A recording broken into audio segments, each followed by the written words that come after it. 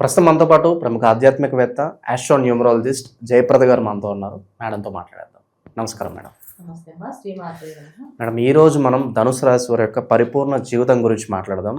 సహజసిద్ధ లక్షణాలు ఏ విధంగా ఉంటాయి, ఓవరాల్గా జీవితంలో అభివృద్ధిలోకి రావాలంటే ఎటువంటి పరిహారాలు చేసుకోవాలి లైఫ్ లాంగ్, అలాగే క్షేత్రాలు ఏమైనా ఉంటే చెప్పండి. ఓవరాల్గా ఈ రాశి గురించి చెప్పండి. ధనస్సు రాశి అనగానే మనకి రాశిలో అగ్నితత్వ రాశి.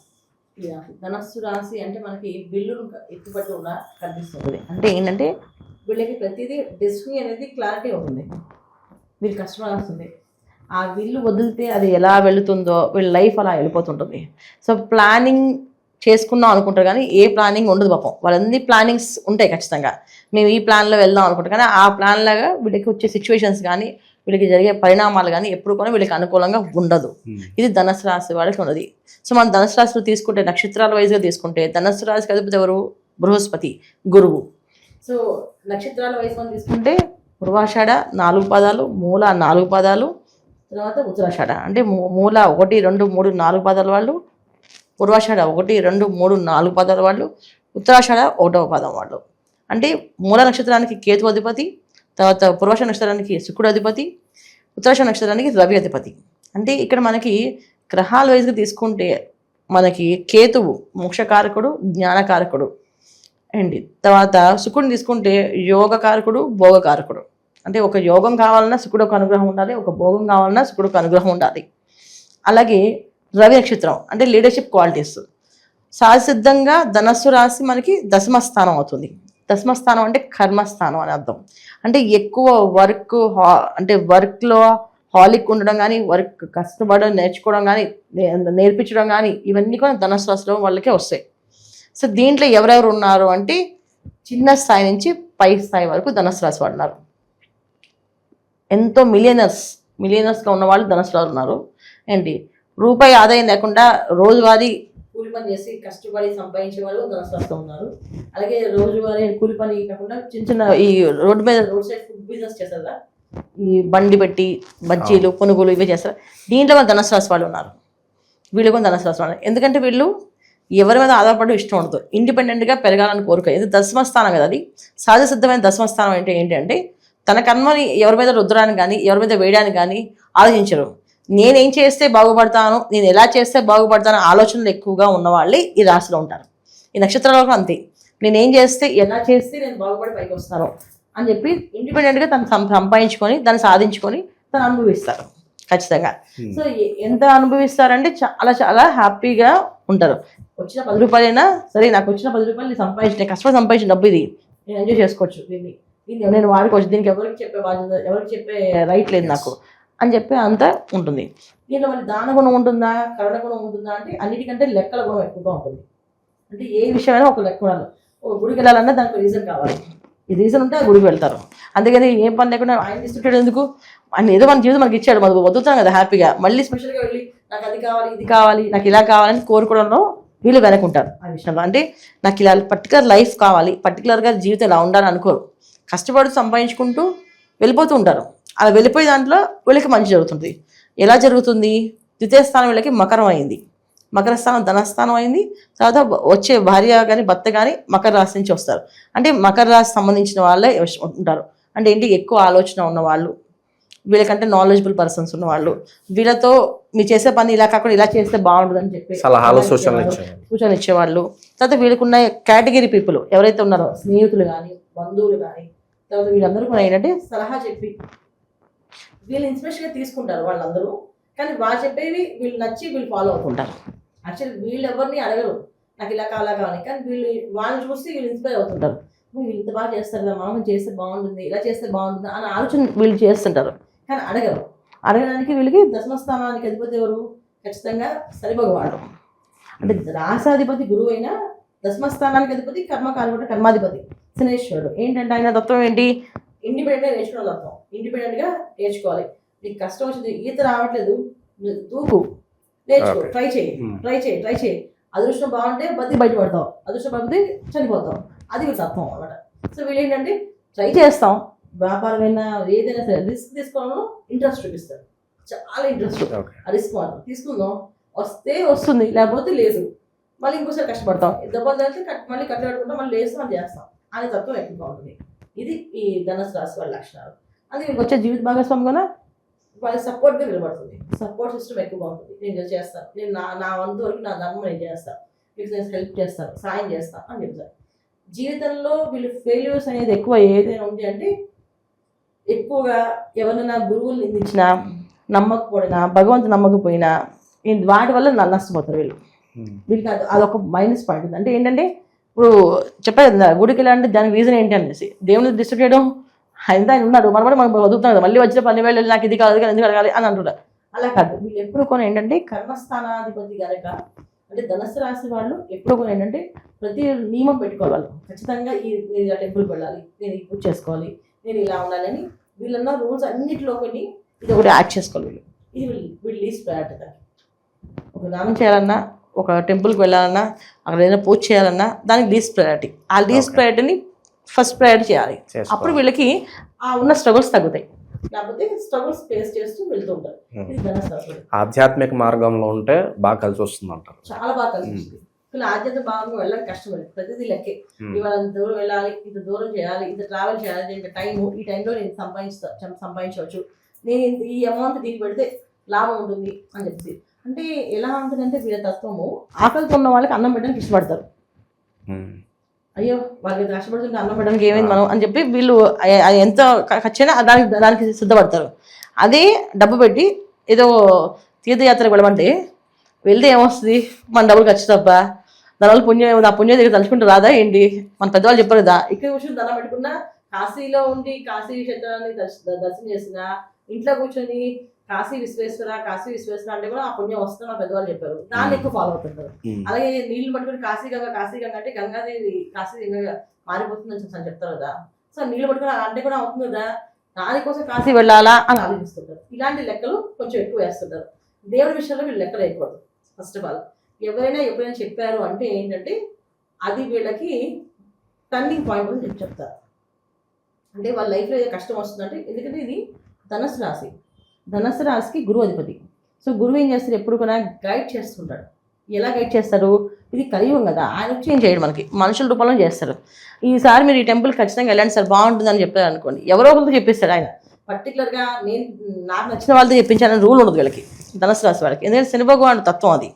శని భగవాన్ తత్వం ఏంటంటే దశమస్థానానికి అధిపతి, కర్మకు అధిపతి కనుక ఆయన ఏంటంటే ఏదో ఒక ఎవరు తెలియని వాళ్ళతోటో లేకపోతే పరిచయం లేని వాళ్ళతోటో ఏంటి ఇలా పిలిచి ఇట్లా నువ్వు రేపు వెళ్ళి శివుడికి వెళ్ళి దండం పెట్టుకుంటా పో అని చెప్తారు.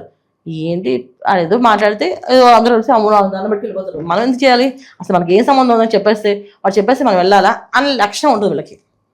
అలాంటివి ఖచ్చితంగా పాటించాలి. అది వీళ్ళ తత్వం తక్కువ వీళ్ళకి ఆ విషయంలో, దాంట్లో వీళ్ళు ఇన్వాల్వ్ అవ్వరు. అదే వీళ్ళు నచ్చిన వాళ్ళు, వీళ్ళు గురువుగా అనుకున్న వాళ్ళు ఏం చెప్తే తూచ తప్పకుండా, వెనక్కి చూడకుండా, ఆలోచించకుండా గంచాలు చేసేస్తారు. అది ఎంత ఖర్చు అయినా అవ్వండి, ఎంతైనా అవ్వండి, ఎందుకంటే అది మా గురువు చెప్పారు కనుక నేను చేస్తాను. అందుకని ఆయన నేను నమ్మే నాకు అన్ని జరిగాయి ఆయన వల్ల, అందుకని ఆయన ఏం చెప్తా చేస్తాను, అది ఫిక్స్ అవుతారు వీళ్ళు. కానీ ఇలా రోడ్డుకి పోయి ఎవరు చెప్పాను అది చేయరు.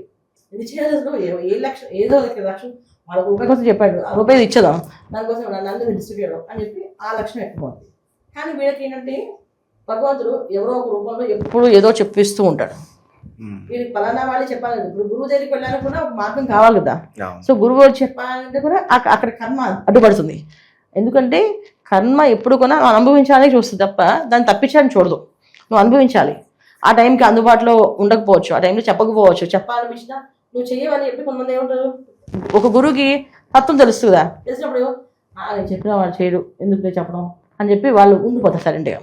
అది ఎవరో చెప్పారు ఫాలో అవ్వాలి, అయితే గురువు గారిని అడగాలి, మీరు చెప్పారండి ఏం చేయమంటారు, అది చేయమ్మా అంటే చేసేవి, వద్దంటే అది ఆయనకి పోద్దా ఆ అకౌంట్, వీళ్ళకి ఏమవుతుంది. ఇది వీళ్ళు చేయాల్సిన ముఖ్యం. రెండోది వీళ్ళకి ఉండదు ఈ విషయంలో, జీవిత భాగస్వామి విషయంలో చాలా హ్యాపీ, ఏ ప్రాబ్లం ఉండదు. వైఫ్ అయినా హస్బెండ్ అయినా అండర్స్టాండింగ్ ఉన్న వాళ్ళే వస్తారు.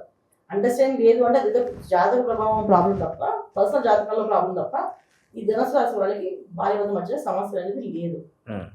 ఫుల్ అండర్స్టాండింగ్ ఉంటుంది. ఎక్కువ మంది భార్యాభర్త కలిసి వ్యాపారం చేసే వాళ్ళు ధనుసు రాశి వాళ్ళే. అన్ని రంగాల్లో అభివృద్ధి ఉన్నవాళ్ళు, దినదిన అభివృద్ధి ఉన్న వాళ్ళందరూ కూడా భార్యాభర్తతో కలిసి ఉండే చోటి వీళ్ళకి అభివృద్ధి బాగా ఉంటుంది. అలాగే వీళ్ళకి పార్ట్నర్షిప్ బిజినెస్ కూడా వీళ్ళు బాగా కలిసి వస్తుంది. పార్ట్నర్స్ గా ఉన్న వాళ్ళు ఒక అండర్స్టాండింగ్ ఫ్రెండ్స్, ఒక 40 ఏళ్ళ స్నేహం, ఆ స్నేహంతో వాళ్ళ వ్యాపారాలు, ఆ స్నేహంతో వాళ్ళు అన్నింటిలో కష్టపడ్డారు, అన్నింటిలో వీళ్ళకి స్ట్రాంగ్ యూనిటీ ఉండాలి. ఇంకా వాళ్ళు నమ్మిన అది ఎలా ఉండాలి, మ్యాగ్నెట్లో అంటుకుని ఉంటాయి, ఇంత బ్రహ్మాండం జరుగుతాయి. ఇది ధనుసు రాశి వాళ్ళకి. అంటే కెరీర్ వైజ్గా ఎప్పుడు కూడా ఆలోచించిన అవసరమే లేదు.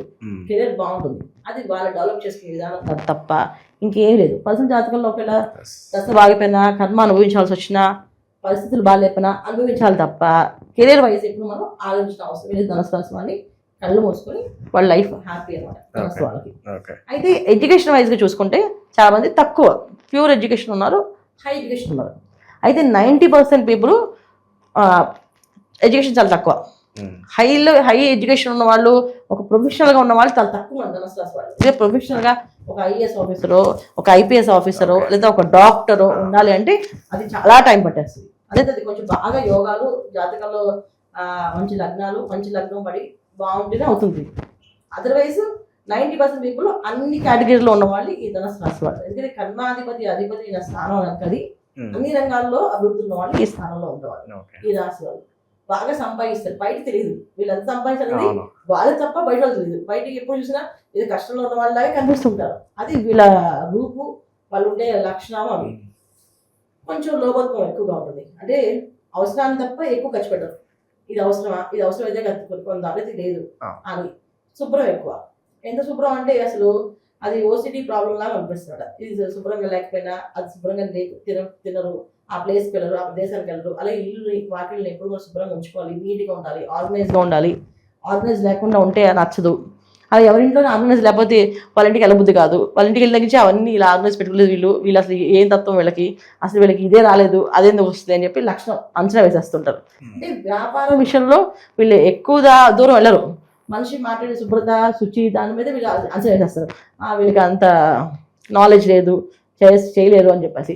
సో తొందరగా లక్షణాలు ఏంటంటే మనుషులు అంచనా వేసే లక్షణం ఎక్కువగా ఉంటుంది ఈ ధనుసు రాశి వాళ్ళకి. ఎందుకంటే దశమ స్థానానికి అధిపతి, తర్వాత ధర్మార్థ కామమోక్షంలో మళ్ళీ ధర్మస్థానం. సో ఏంటంటే ధర్మంగా బతకడానికి ఇష్టపడతారు. అన్యాయం చేయాలని కానీ, ఒకరిని కొట్టేయాలని కానీ, ఒకరిని కొట్టేసి మనం బతకాలని కానీ, వాళ్ళ లాక్కోలే తత్వం కానీ ఉండదు వీళ్ళ దగ్గర. ఒకవేళ ఉంది అంటే అది ఒక జాతకంలో యోగమే, చెక్ చేయాలి, స్పందన జాతకం చూడాలి. అలా ఉన్నారు అంటే చాలా తక్కువ కేటగిరీ అసలు. అంటే అసలు నాకు తెలిసి నేను అనాలిసిస్ చేసే జాతకంలో అలాగా ఒకరిని కొట్టి సంపాదించాలనేది ఉండదు. వీళ్ళ టాలెంట్ మీద వీళ్ళు సంపాదించుకుంటారు. ఇది నా ఆలోచన, నా టాలెంట్ సంపాదించుకుంటారు. దానికి కమర్షియల్ గా సంపాదిస్తారు. ఒక మిగతా పక్క వాళ్ళు రూపాయి సంపాదిస్తే 10 రూపాయలు తీసుకుంటున్నారు మీద. ఎందుకంటే ఇది నా టాలెంట్, నేను పెట్టుకుంది, అందుకే 10 రూపాయలు తీసుకుంటాను, తప్పేముంది అండి. అది టాలెంట్ మీద తీసుకున్నారని లెక్క వేసుకోవాలి. ఇది మోసం కింద రాదు, అది వ్యాపారం కింద వస్తుంది. సో వ్యాపారంలో నిష్ణాతులు వీళ్ళు, వ్యాపార రంగంలో నిష్ణాతులు, ఏ వ్యాపారం అయినా చేయగలుగుతారు. అది వీళ్ళకి. ప్రొఫెషనల్స్ లో చాలా తక్కువ మంది ఉంటారు. ఎందుకంటే ప్రొఫెషనల్ గా వీళ్ళకి పక్క వాళ్ళు ఎదడానికి అవకాశం ఎక్కువ ఇస్తూ ఉంటే వీళ్ళకి ఎప్పుడు ఎదుగుతారు, అది వీళ్ళకి నచ్చుతుంది అన్నమాట. నేను ఇండిపెండెంట్ సంపాదించుకోవాలి, నేను నా ఆలోచనతో వాడి పెట్టి వాడు సంపాదిస్తుంటే నేను ఎప్పుడు సంపాదించిన జీవితం వాళ్ళ దగ్గర తీసుకోను. సో నేను సంపాదిస్తాను, నాకు ఎంత కావాలని చెప్పి వీళ్ళు ప్రొఫెషనల్గా ఉండడానికి ఎక్కువ, వాళ్ళు ఓన్ బిజినెస్లు ఎక్కువ, ఉద్యోగాలు చాలా తక్కువ, వ్యాపారాలు ఎక్కువ. ఇది ధనుసు రాశి వాళ్ళది. చాలా అద్భుతమైన అనాలిసిస్ అందించారు మేడం. అది కూడా ధనుసు రాశి. మీరు చెప్తున్నంతసేపు నేను కూడా రిలేట్ అయ్యాను. ఇలా కరెక్ట్గా యాక్యురేట్గా ఎలా చెప్తున్నారని చెప్పి నేను కూడా ఒక నిమిషం చాలా వరకు కూడా నేను రిలేట్ అయ్యాను. ఇక మనం పరిహారాల విషయానికి వద్దాం. ఓవరాల్గా అన్ని విషయాల్లోనూ మంచి జరగాలి, ఎటువంటి ఆటంకాలు రాకూడదు అంటే నిత్యం ఎటువంటి దైవారాధన పరిహారాలు చేసుకుంటే బాగుంటుంది? సో ధనుసు రాశి వాళ్ళు మనం తీసుకోవాల్సిన పరిహారాలు, జాగ్రత్తలు ఏంటంటే వీళ్ళు ఎవ్రీడే ఒక దైవారాధన కంపల్సరీగా టెంపుల్కి వెళ్ళి రావడం. ప్రతిరోజు ఒక టెంపుల్ అంటే వీళ్ళ దినచర్యలో ఈ టెంపుల్ అనేది ఒక చర్య. ఇష్టదైవం ఎవరైనా కావచ్చు, విష్ణుమూర్తిని కొలవచ్చు, శివుని కొలవచ్చు, అమ్మవారిని కొలవచ్చు, గణపతి కొలవచ్చు, సుబ్రహ్మణ్య స్వామిని కొలవచ్చు. ఎందుకంటే ఇది అగ్నితత్వ రాశి స్వభావం. అగ్నితత్వ రాశి అంటే అగ్నిలో మనం ఏది వేసినా హుతం అయిపోతాయి. అంటే ఏంటంటే మనం ఏ తత్వాన్ని తీసుకున్నా అది ఏకతత్వమే వస్తుంది. మరి ఎవరిని ఏ రూపంలోకి వచ్చినా అది మీరు చేరిపోతుంది. సో గురువు ఒక అధిపతి రాశి కనుక మీరు ఏ దైవాన్ని ఆరాధించినా అది ఒకే తత్వానికి వెళ్ళిపోతుంది. ఖచ్చితంగా దినచర్యలు ప్రతిరోజు ఒక టెంపుల్కి వెళ్ళడం, 11 ప్రదక్షిణాలు చేయడం.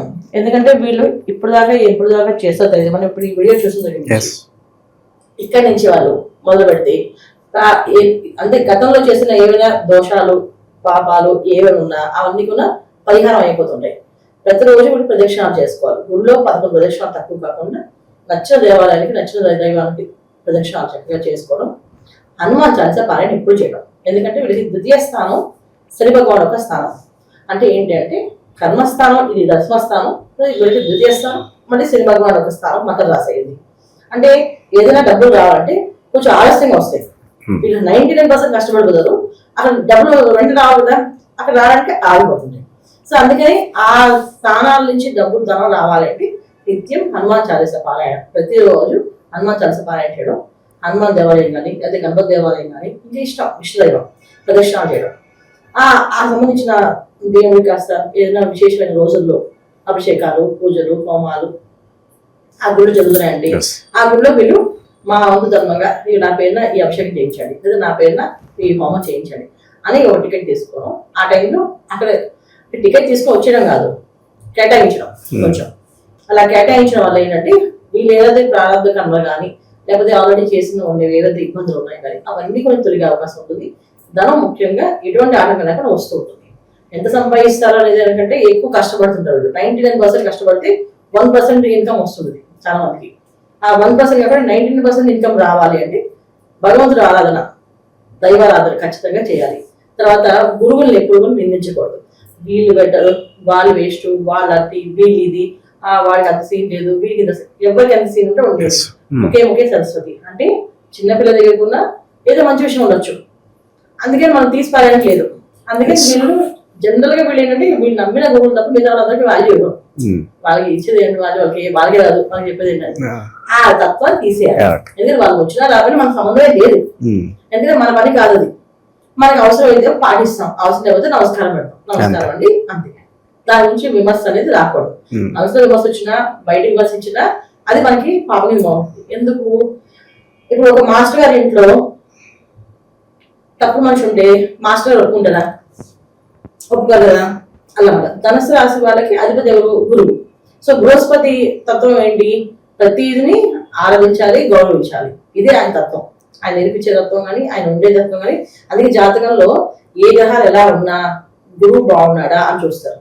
గురువు బాగుంటే అన్ని బాగున్నట్టు. ఇంకా ఎందుకంటే మెయిన్ హెడ్ ఆయన బాగుండే అన్ని లాక్కొస్తారు. ఇంటి యజమాని బాగుంది అనుకోండి, ఎలా ఉన్నా ఇల్లు మంచిది తయారు వచ్చేస్తుంది ఏదో రోజున.